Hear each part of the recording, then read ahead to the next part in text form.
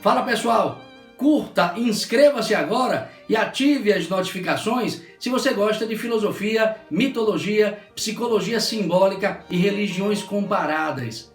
Te espero!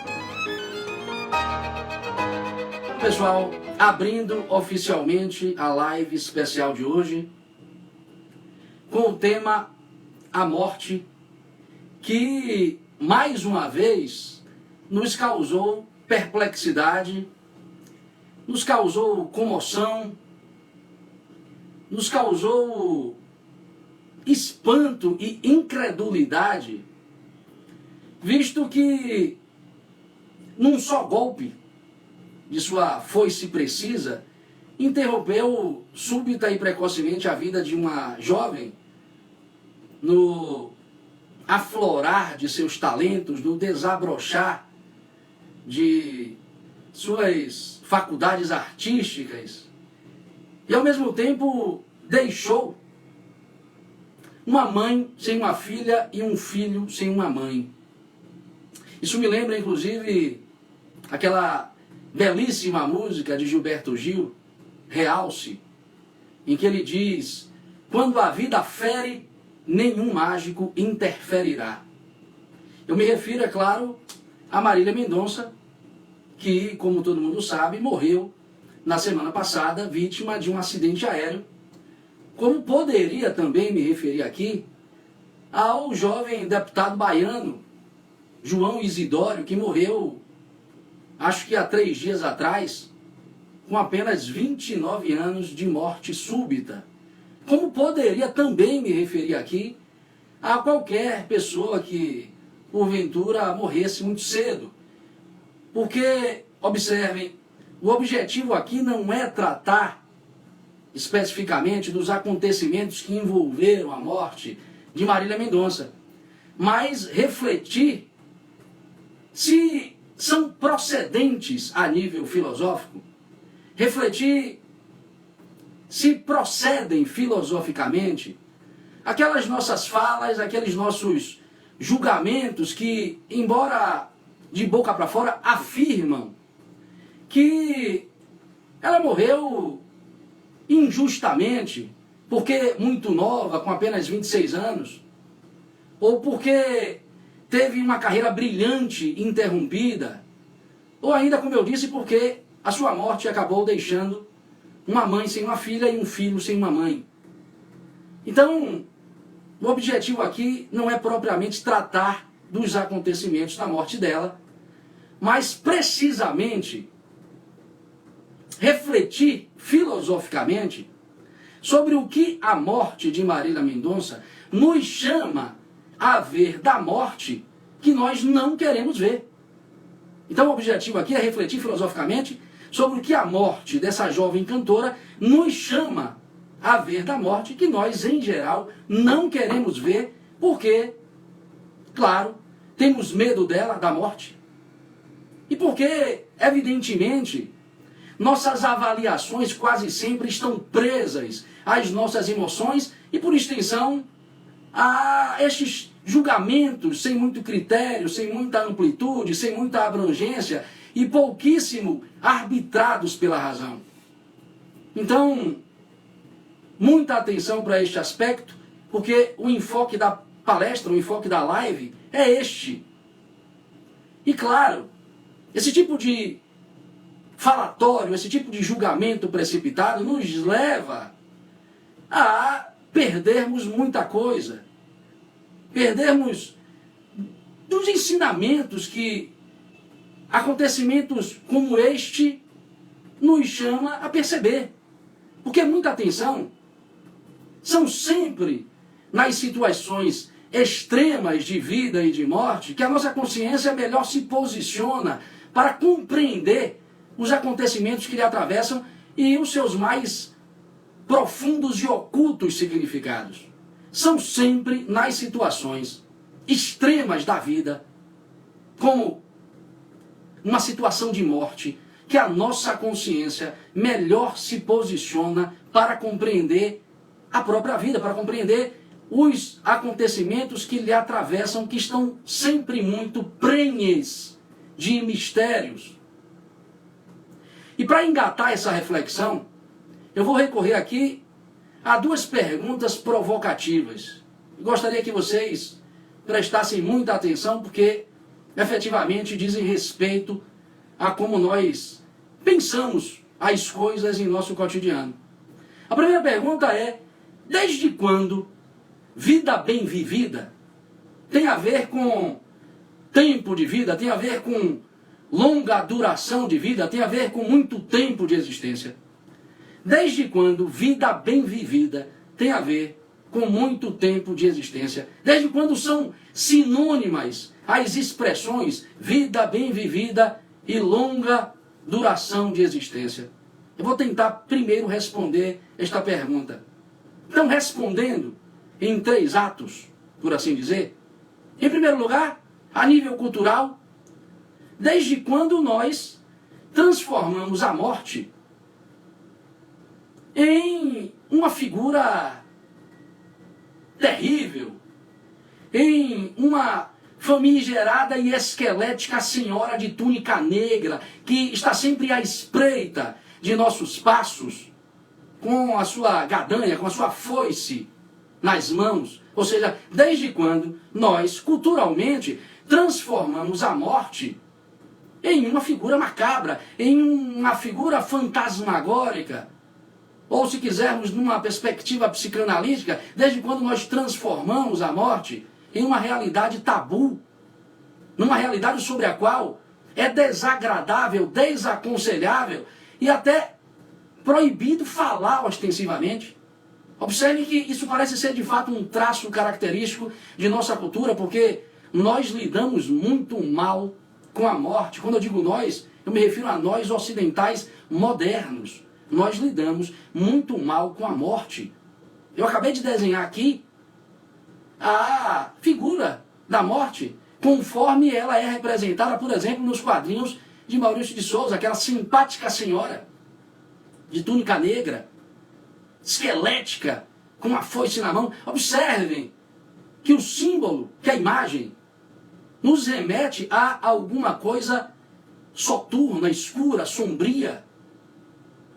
E isso, claro, acaba dificultando a mentalidade, nossa mentalidade ocidental moderna, de compreender este dado fundamental de nossa própria existência. Então é sintomática esta imagem aí dos quadrinhos, porque ela revela muito de como nós pensamos a respeito da morte.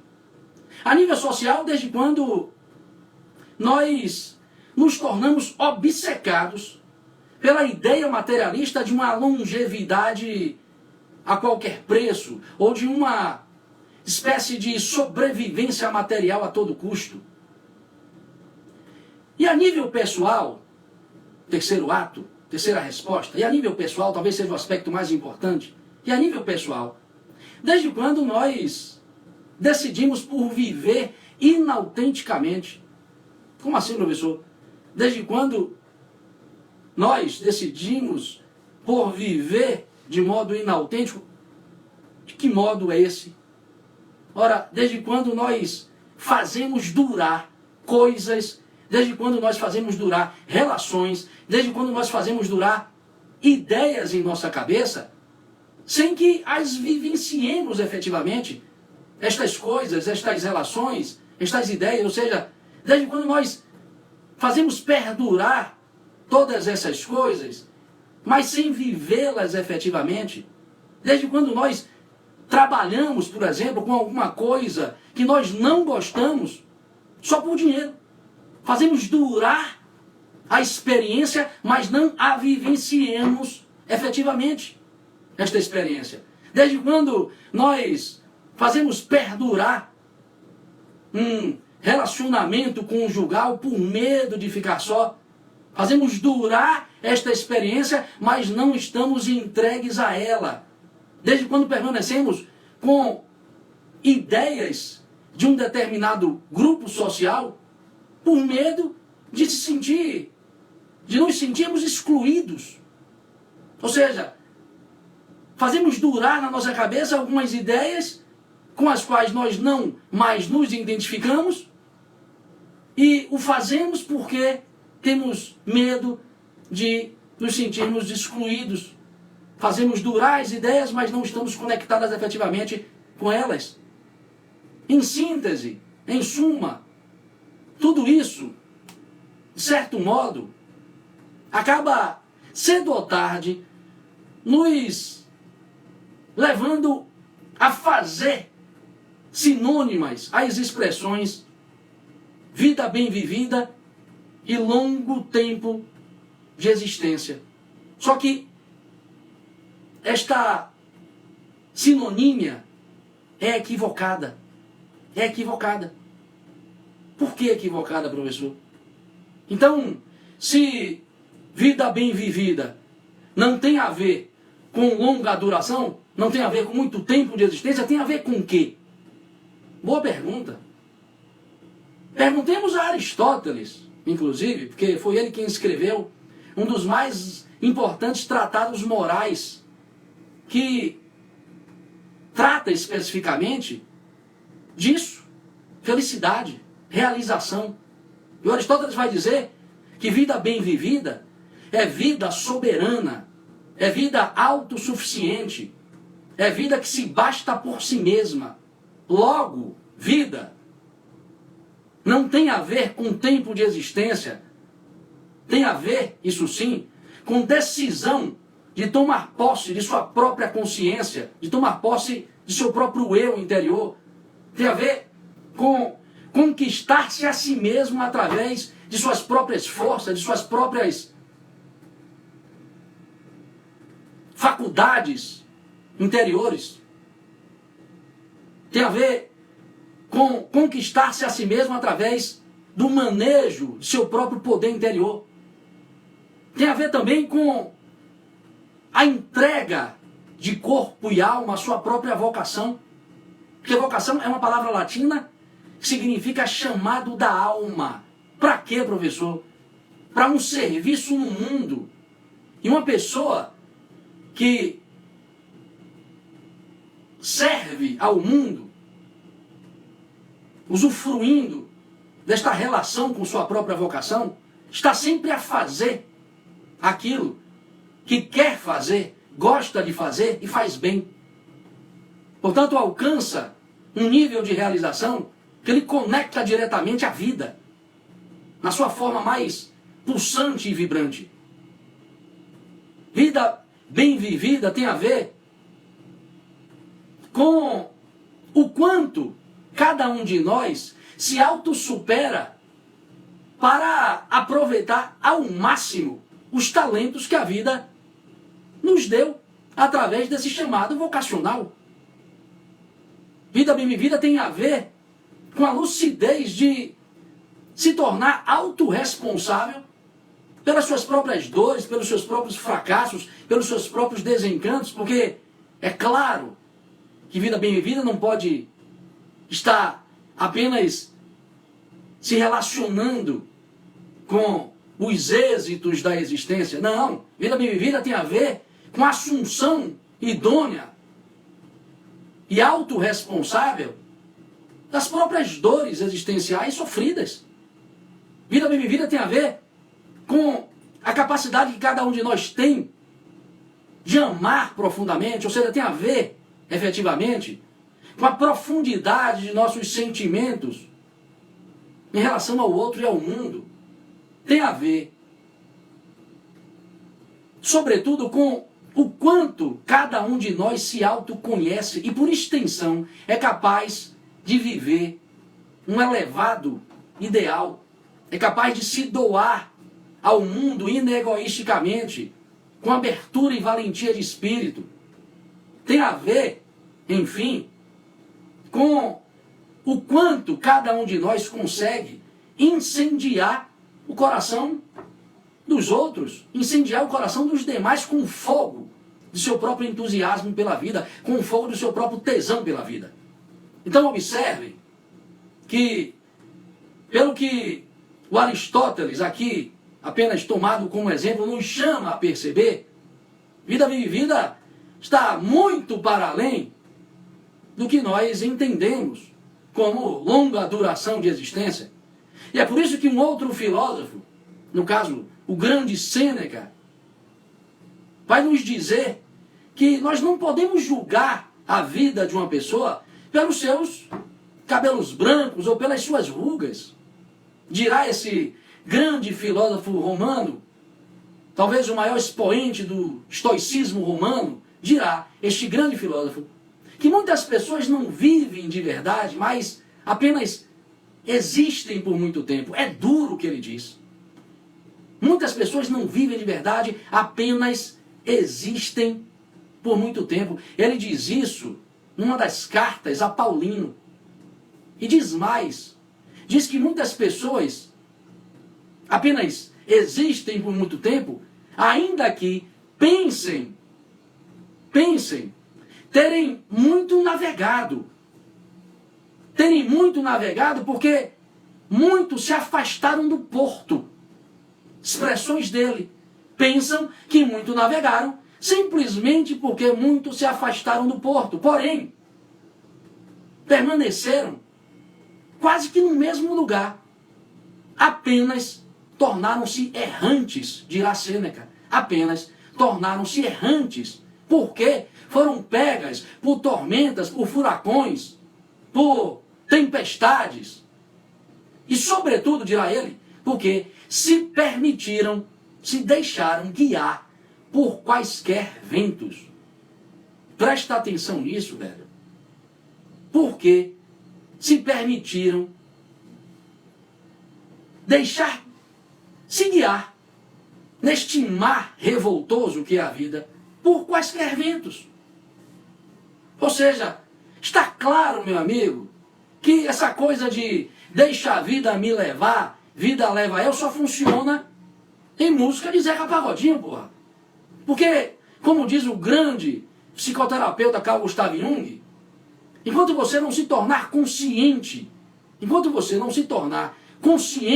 em sua própria vida, o inconsciente irá dirigir a sua vida e você simplesmente o chamará de destino. Enquanto você não se tornar consciente de sua própria vida, não será você quem se guiará, mas o inconsciente que irá guiá-lo. E você, cedo ou tarde, simplesmente o chamará de destino.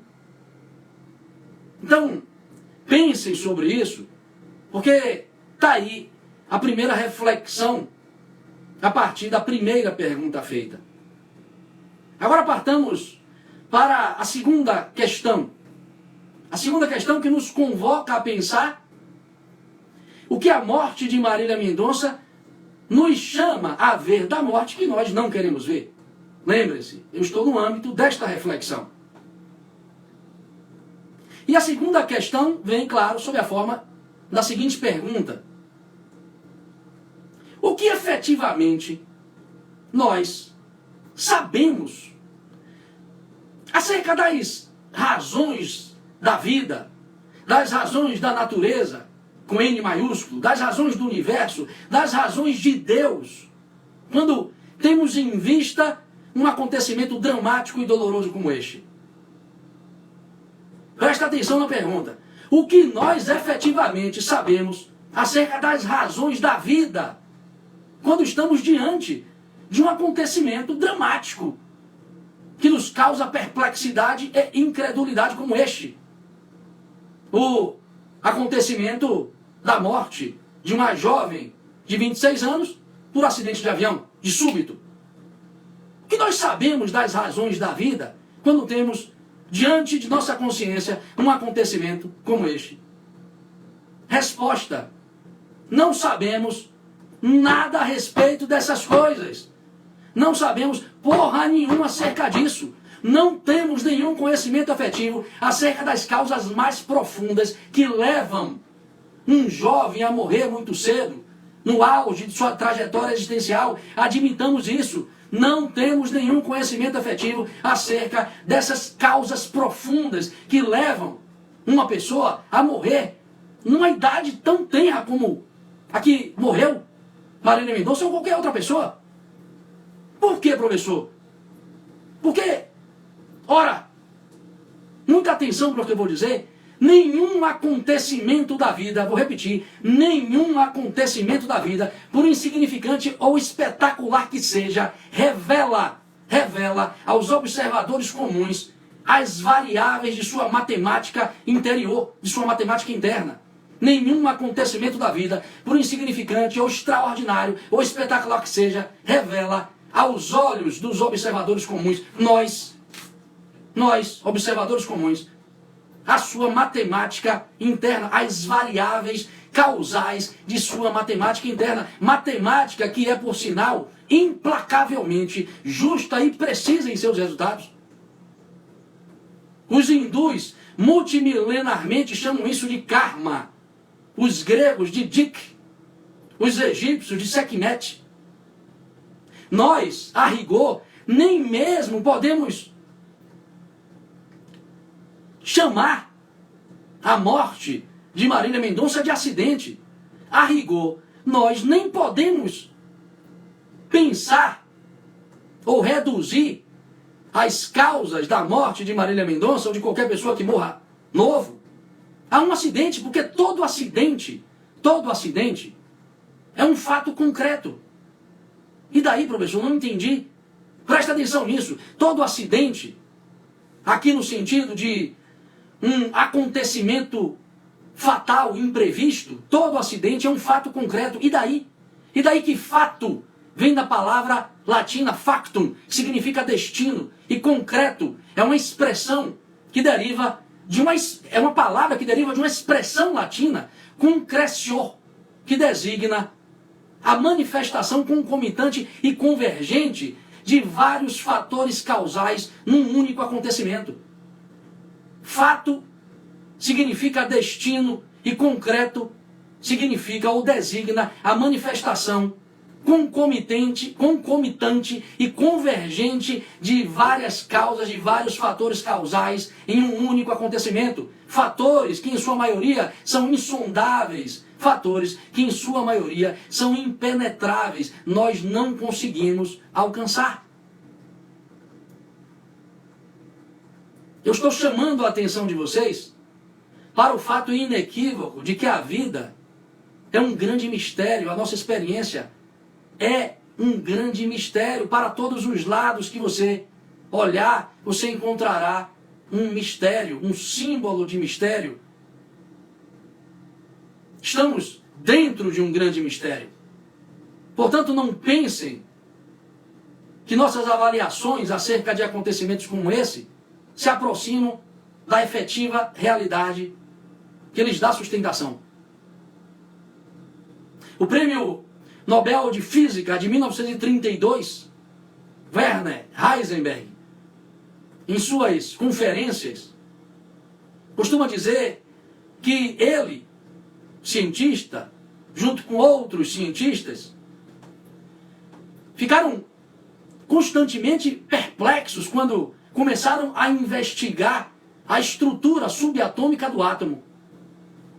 Porque o elétron, o tal elétron, se comporta de modo absolutamente distinto ante a observação de um e de outro cientista. Ou seja, eles são cientistas. O que o cientista quer? Regularidade do fenômeno. É um cientista, ele quer alguma coisa que se repete. E os caras olham para o átomo, que é a estrutura material da realidade, e percebem que essa coisa não é nem um pouco estável. Muda. Só que tem um detalhe. Muda de acordo com a mudança de olhar.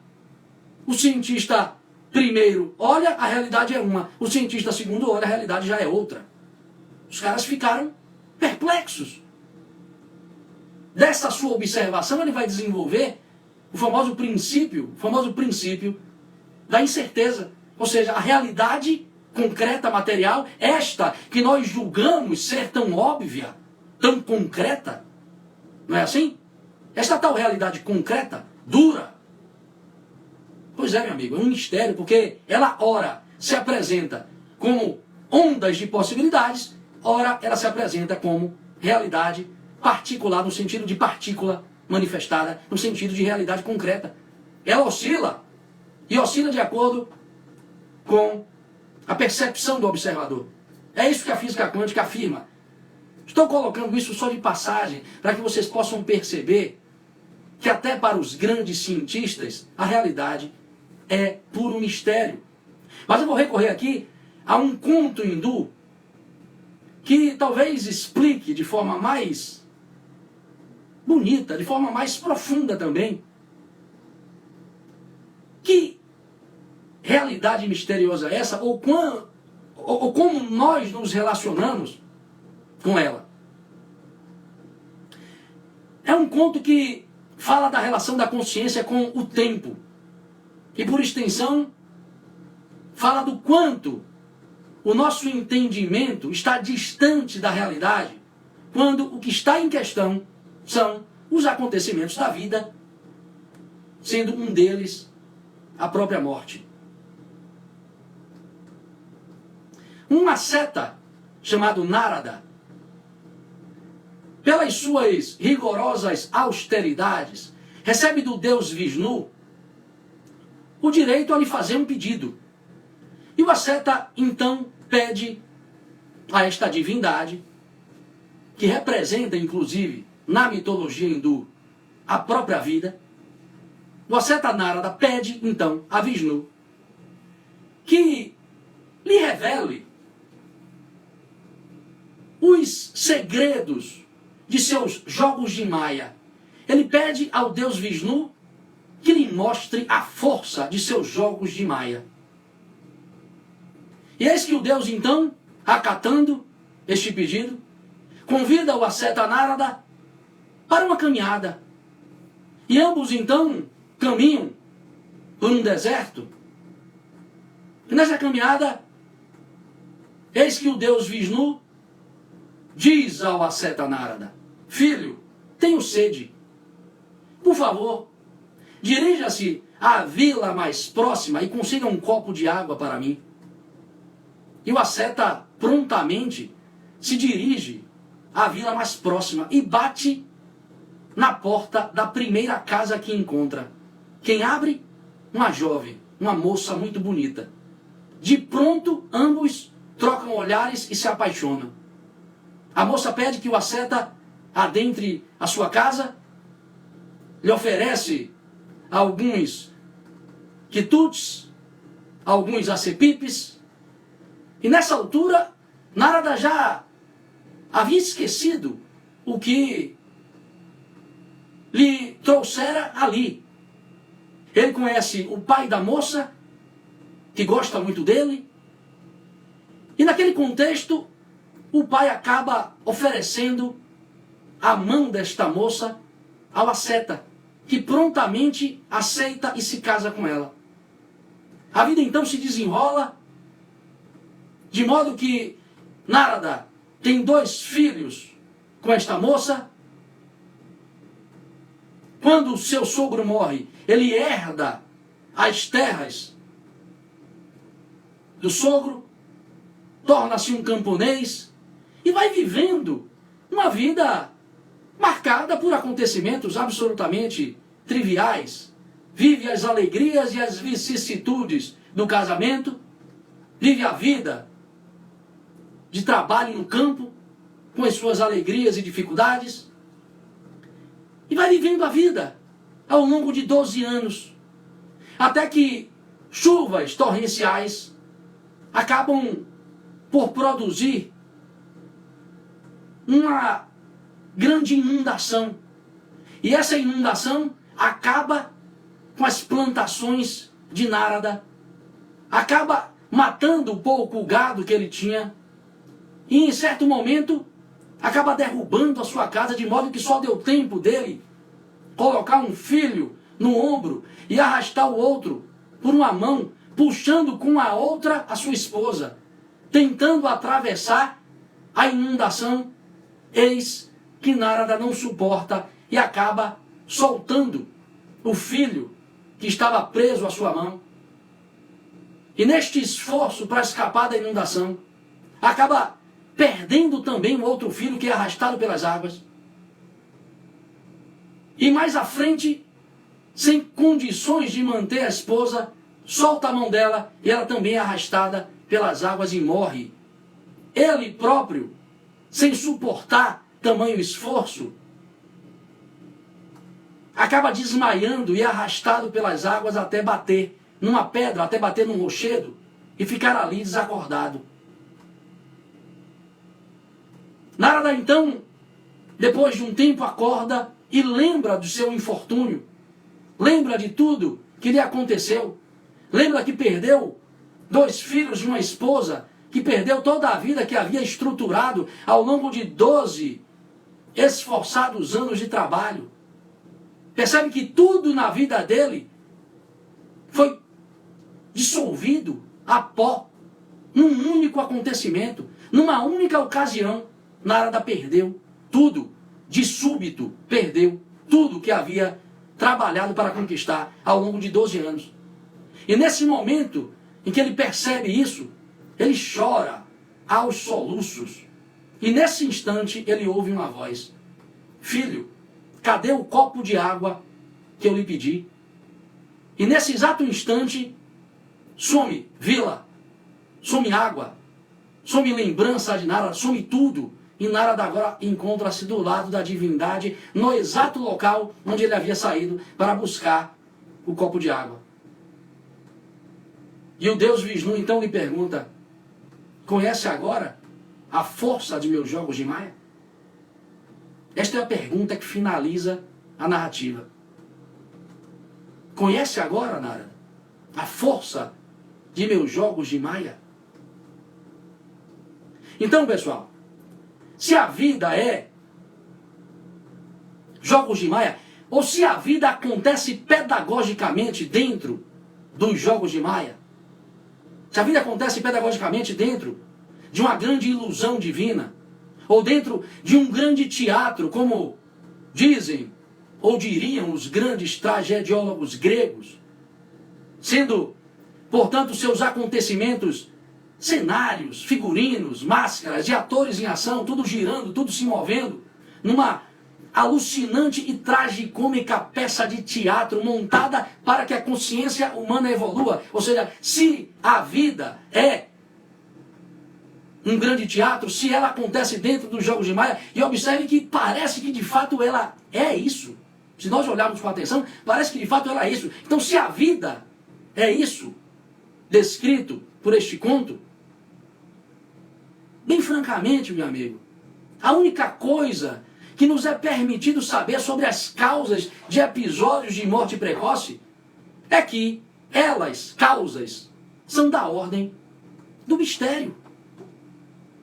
A única coisa que podemos saber a respeito de acontecimentos ou das causas de acontecimentos como este é que estas causas são da ordem do mistério, são da ordem da razão superior, são da ordem do logos superior, são da ordem da supra-razão que governa e dirige o desenvolvimento da consciência humana. O resto, meu amigo, quer você acredite ou não no que eu estou falando, o resto é pura suposição, é pura especulação, é pura não aceitação da parte de quem as interpreta movida pelos seus sentimentos de luto. Que é, como diz o grande psicanalista Sigmund Freud, o expediente psicológico que toda pessoa se serve para poder preservar a sua realidade em vínculo com a realidade daquele que se foi. Ou seja, o que nós podemos saber dessas coisas é quase nada ou nada, meu amigo. O que nós podemos saber a respeito de acontecimentos como este é que eles estão sob a orquestração de um grande mistério. De resto, tudo é suposição, especulação, fruto de nossos sentimentos de perda. E por mais que muitos, hoje sobretudo, por mais que muitas pessoas, hoje, dado este materialismo emburrecedor, dado este tempo nosso de tanta descrença, por mais que muitas pessoas digam que essa tal realidade, razão superior não exista, por mais que muitos digam que esse tal logos superior é invencionice de religioso, nós estamos dentro dele. Nós estamos dentro desta razão e ela, razão superior, encontra-se dentro de nós. Pistas de que esta razão superior se encontra dentro de nós são dadas pela filosofia. Mas eu vou recorrer aqui a uma passagem muito interessante de um ensaio de Carl Gustav Jung, intitulado Alma e Morte, em que ele diz, muita atenção, que o homem que acredita na eternidade da consciência, o homem que acredita na eternidade da consciência está mais próximo, está mais sintonizado com as imagens arquetípicas impressas na alma humana do que aquele que não acredita. O homem que acredita na eternidade da consciência está diretamente conectado com as marcas dessa razão superior em sua própria consciência. Com as marcas dessa razão superior na própria alma humana. Estão impressas como arquétipos. Então não é estranho isso. É absolutamente natural. E eu digo mais. Quando nós falamos de eternidade de consciência, parece que nós estamos falando de alguma fantasmagoria religiosa. Parece que nós estamos falando de uma tal temporalidade atemporal que começa depois da morte. Falta de reflexão de quem a observa, de quem a pensa assim. Porque é claro que se existe eternidade, a nossa existência é apenas um intervalo deste tempo atemporal. Porque se a eternidade existe, nós existimos antes da experiência que estamos vivendo e existiremos depois disso. E digo mais outra coisa. A eternidade não está lá, está aqui. A eternidade não está lá, está aqui. Está no fato ontológico. Ontológico vem de ontos, ser, em grego. Tem a ver com o fato ontológico do homem ser uma consciência autoconsciente. Essa tal consciência da própria consciência, essa consciência de que você está vivo, essa consciência de que você vai morrer, essa consciência de que você pode sair do seu próprio tempo histórico, buscando ensinamentos em outras culturas para extrair destas culturas o que você precisa e depois infundir no seu próprio tempo. Isso é um movimento que você só consegue produzir porque tem abertura para a eternidade. Eu sei que ficou complexo, mas o que nos possibilita interagir com a própria história é a nossa relação com o não-tempo ou com a atemporalidade. O homem não é um ser eminentemente subjetivo, como é dito hoje pela psicologia. O homem é um ser objetivo. É isso que o define. E a sua dimensão objetiva é a sua dimensão para a eternidade. É o Dasein de Heidegger. É a abertura da consciência para a própria consciência. Existe em nós um eu absoluto, que é a expressão que o filósofo Fichte, idealista alemão, vai usar para definir este eu que perdura em nossa vida, independentemente das mudanças que nós produzimos em nossa personalidade. É um eu absoluto, é um eu eterno. O Edmund Husserl, que é o fundador da fenomenologia, vai chamar esse eu absoluto de eu puro. Pouco importa a expressão. Toda a filosofia preocupada em compreender a consciência e seus misteriosos fenômenos vai dizer que o homem possui uma consciência ou é uma consciência na eternidade. E o próprio Jung, para finalizar essa reflexão, já que eu me lembrei aqui, o próprio Jung, numa outra obra, intitulada Memórias, Sonhos e Reflexões, memória de maturidade desse grande filósofo e psicoterapeuta suíço, o próprio Jung vai dizer: eu tenho bons motivos para inferir que as coisas não terminam com a morte. Continua Jung: a vida parece ser, de fato, um jogo que representa um intervalo numa longa história. Existia antes de mim e provavelmente continuará existindo depois desse jogo, diz esse eminente pesquisador da consciência e da psique humana.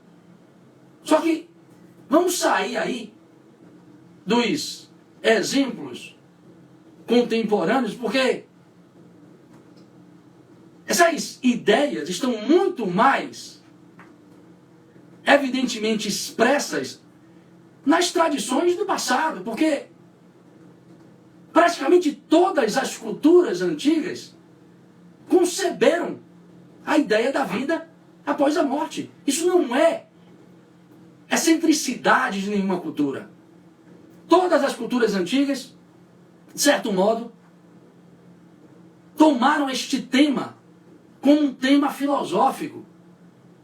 Cultura egípcia, cultura grega, cultura hindu, cultura chinesa, todas, de certo modo, falam que existe sim vida após a morte. Algumas, inclusive, nos legaram ensinamentos muito profundos do que é efetivamente a morte e ensinamentos sobre como ela funciona, por assim dizer. Então o senhor está me dizendo, professor, que as culturas antigas nos legaram explicações de como a morte funciona e o que efetivamente ela é? Meu amigo, a cultura egípcia, por exemplo, nos legou o livro da saída para a luz do dia, mais conhecido como o livro dos mortos. A cultura tibetana nos legou o Bardo Todol, ou o livro da transição para a libertação, ou o livro da passagem para a libertação. Congela a imagem aí. Presta atenção nos títulos destas obras antigas. Porque a gente não pode deixar passar isso sem tomar como reflexão. Livro da saída para a luz do dia. Livro dos mortos, originalmente, no Egito é chamado de luz da saída para a luz do dia.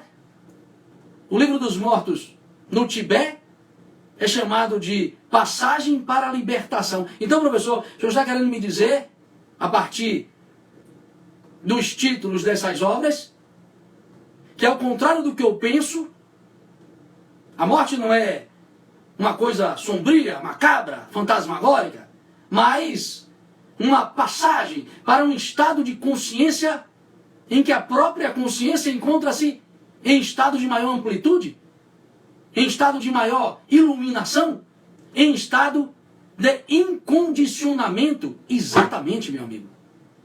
Exatamente o que os títulos destas obras nos convidam a perceber de pronto, que dirá os conteúdos. O Bardo Todol, então, é um negócio impressionante. Impressionante. Então, observem que é o que dizem essas culturas, que não são quaisquer culturas. São culturas multimilenares. É isso que diz há 200 anos a filosofia espírita. É isso que diz há 200 anos a filosofia espírita, através de estudos muito rigorosos, estudos muito sérios sobre a vida após a morte, sobre a experiência da consciência após esta situação de condicionamento. Estudos sérios, com metodologias rigorosas, de Divaldo Franco, de Leon Denis, de José Herculano. Eu particularmente aprecio muito a obra A Educação para a Morte, de José Herculano. É, no mínimo, um chamado forte para a nossa percepção de que a morte não é o que nós costumamos pensar, sobretudo quando a associamos a estas imagens sombrias. É o que dizem as antigas culturas, é o que diz a filosofia espírita há 200 anos, por meio de uma vastíssima produção literária, é o que dizem muitos cientistas da atualidade. É o que dizem muitíssimos cientistas da atualidade. A exemplo do antropólogo e tanatólogo canadense Ian Curry. A exemplo do psiquiatra norte-americano Raimundo Moody, muito citado por Carl Gustav Jung, por exemplo. A exemplo do psicoterapeuta austríaco Thorwald Detlefsen. A exemplo de Ian Stevenson, um psiquiatra e parapsicólogo canadense que talvez tenha estudado de forma mais abrangente que todos os demais esse tema no século XX. Todos eles são cientistas. Eu estou me lembrando aqui de autores, de estudiosos do século XX.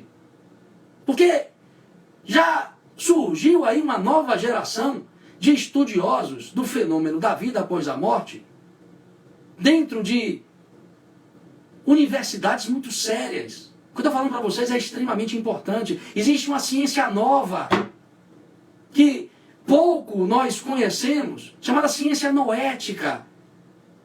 Ciência noética. O Dan Brown chamou o mundo para uma percepção mais atenta acerca dessa ciência no seu livro O Símbolo Secreto. Só que, precisou um fenômeno literário chamar a gente para esse tipo de percepção, porque, claro, a literatura convencional dos jornais, as comunicações da TV não nos chamam a perceber, prefere ficar reiterando e nutrindo esse imaginário soturno que nós temos. Existe uma ciência nova, chamada ciência noética, que tem uma vastíssima bibliografia, que estuda o fenômeno da consciência, o que inclui a sua experiência fora do corpo, o que inclui a sua experiência naquelas experiências de quase morte. O Ian Stevenson, por exemplo, investigou quase 3.000 casos de EQMs, como é chamado esse tipo de experiência de quase morte. Ele tem uma vastíssima bibliografia. Eu estou falando de um autor que escreveu muito da década de 60 para a década de 90. O Raimundo Moody, por exemplo, categoriza nove experiências comuns à maioria das pessoas que passou por experiências de quase morte. Uma das quais, preste atenção nisso, é sentir enorme relutância para voltar para a vida material. Observe o que este cientista é um cientista. Não é um filósofo, não é um místico, não é um religioso, é um cientista. Professor de uma grande universidade. Claro, não está mais vivo.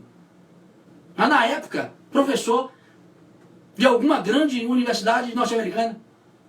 Ele, depois de produzir um inventário gigantesco de experiências de quase morte, ele, junto com o Ian Stevenson, constataram que tem 9 experiências comuns a quem vive essa experiência de quase morte. Uma delas é esta: sentir enorme relutância em voltar para a vida material. O cara vive uma experiência de quase morte, a consciência dele entra um plano mais sutil, ele está absolutamente consciente, por assim dizer, ou melhor, ele está muito mais consciente do que estava quando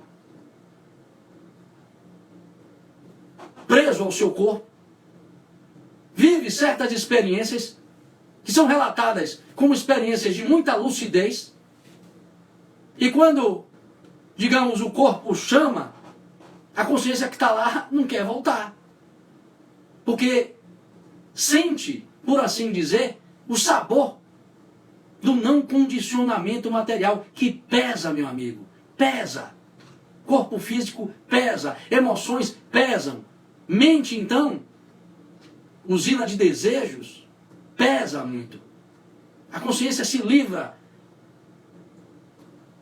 de certo modo se livra um pouco desses condicionamentos, percebe uma experiência mais vívida, mais próxima da liberdade e não quer voltar. Isso não é o Bardo Todal.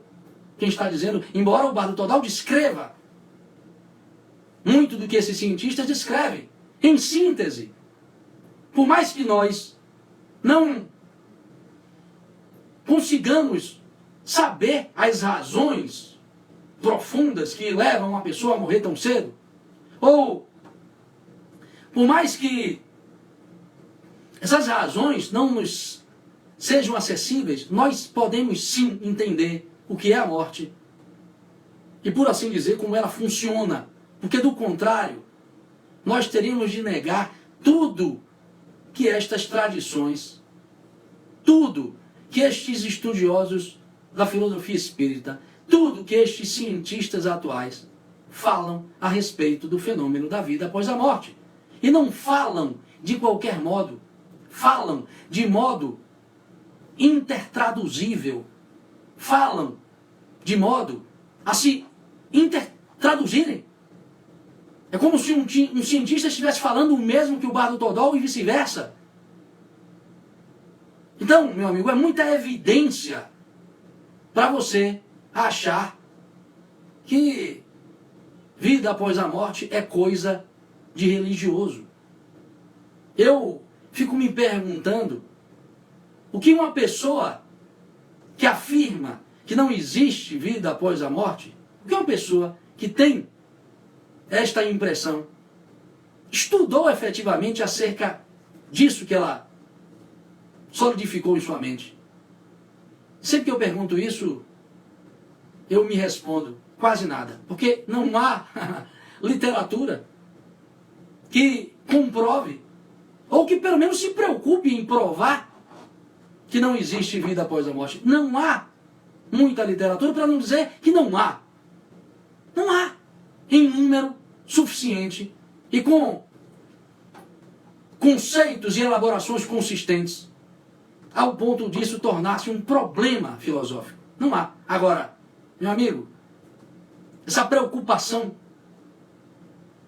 com a vida após a morte produziu ao longo da história da humanidade uma monumentalidade de escritos, elaborações, produções filosóficas do mais grosso calibre.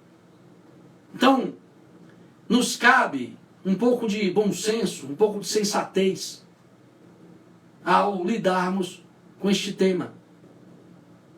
Para finalizar, penso eu, em função de tudo isso que disse, que nos cabe, ante este mistério, que é a morte de uma pessoa muito nova, penso eu que nos cabe, ante esse mistério que é a morte, nos cabe dois atos de consciência. Nos cabe fundamentalmente dois atos de consciência. O primeiro deles é um profundo respeito à sabedoria da morte. O primeiro deles é um profundo respeito a esse mistério. Porque, por mais que não aceitemos-la, ela, a morte, é sábia. Por que é sábio, professor? Porque é um dado da vida. É um mecanismo inteligente da própria vida. E a vida sempre sabe mais do que a gente. Porque, inclusive, não somos nós quem temos a vida, é ela que nos tem. A vida é sempre mais inteligente que a gente. E se a morte é um componente da vida, é claro que devemos respeito a sabedoria que lhe é concernente. Este profundo respeito, inclusive, foi manifestado de forma muito bonita pela mãe da cantora Marília Mendonça, quando ela publicou em seu Instagram que Deus lhe deu a sua filha e Deus a tirou. Dona Ruth escreve que foi Deus quem deu a sua filha a ela e foi Deus quem a tirou. Que seja feita a sua vontade. Escreveu ela, tudo para ti, Senhor. Isso é uma consideração libertadora. Essa percepção, esse profundo respeito que Dona Ruth teve, essa lucidez é libertadora. O segundo ato de consciência que se soma a este profundo respeito é que ante a este mistério, que é a morte, nós devemos nos silenciar. Nós devemos meditar com profundo silêncio sobre o sentido último de nossa existência. Diante de um acontecimento como este, o que nos cabe, ao invés de julgamentos apressados, o que nos cabe antes desses julgamentos emocionais, nos cabe uma meditação sobre o sentido último de nossa existência, porque o acontecimento que nós temos em vista é nosso também, só não chegou ainda. Ou seja, o segundo ato de consciência é o de uma meditação que nos permita tomar a morte como conselheira, como diz o grande filósofo estoico Marco Aurélio, em sua obra Meditações. Tomar a morte como conselheira, porque nenhum outro acontecimento, quando refletido com serenidade, é capaz de fazer reluzir a nossa existência, fazer reluzir a nossa existência aquilo que ela tem de mais exaltante e sagrado. Nenhum outro acontecimento da vida nos permitirá olhar para a nossa própria existência de modo a percebê-la como algo exaltante, dignificante e sagrado.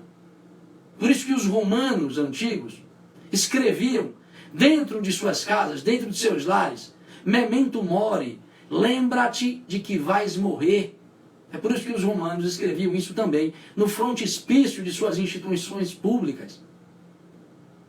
Porque é somente tomando a morte como conselheira conseguimos olhar para a nossa própria existência de modo a melhor compreendê-la. Então, meu amigo, só por meio desses dois atos nós conseguimos efetivamente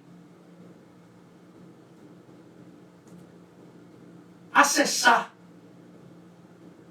o que a morte de Marília Mendonça nos chama a ver da própria morte.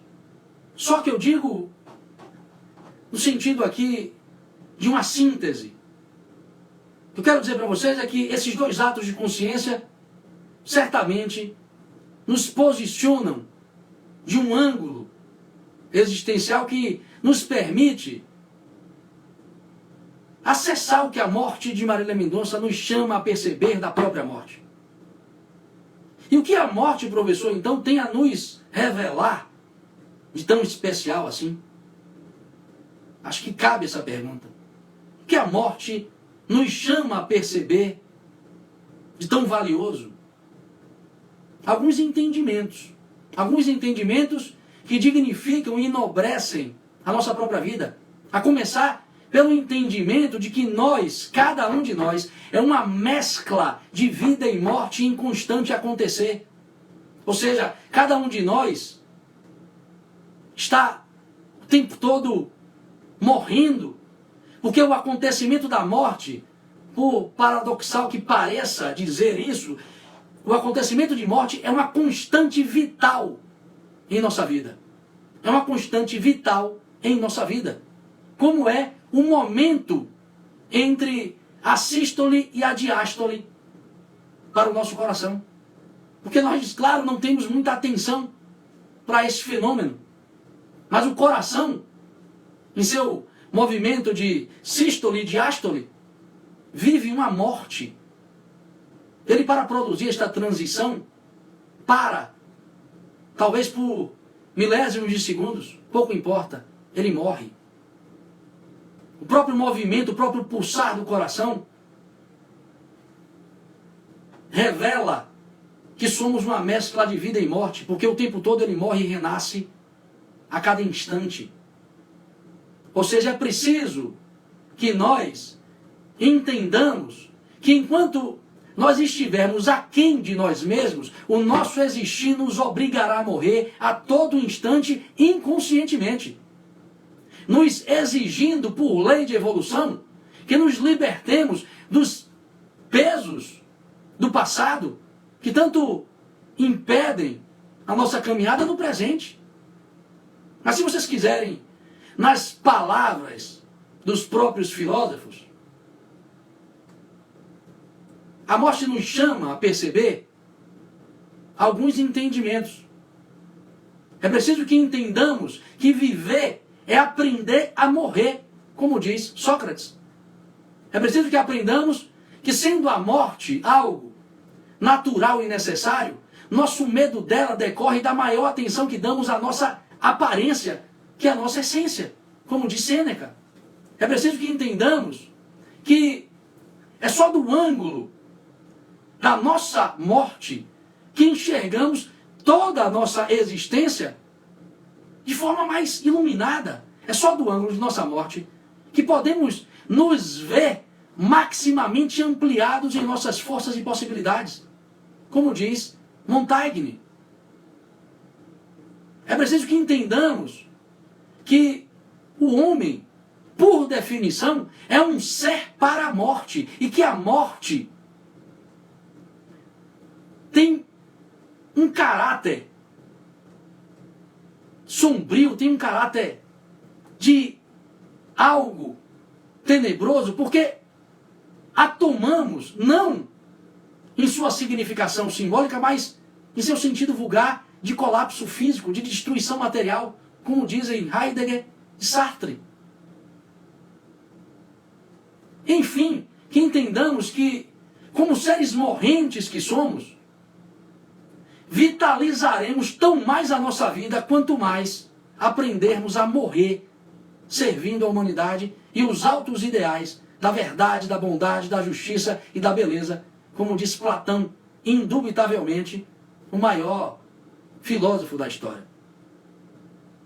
Então, minha gente, que possamos interiorizar esses entendimentos, que lutemos para conquistar esses entendimentos dentro da gente, para, quem sabe, podermos dizer não à morte, quando ela chegar, mas à vida.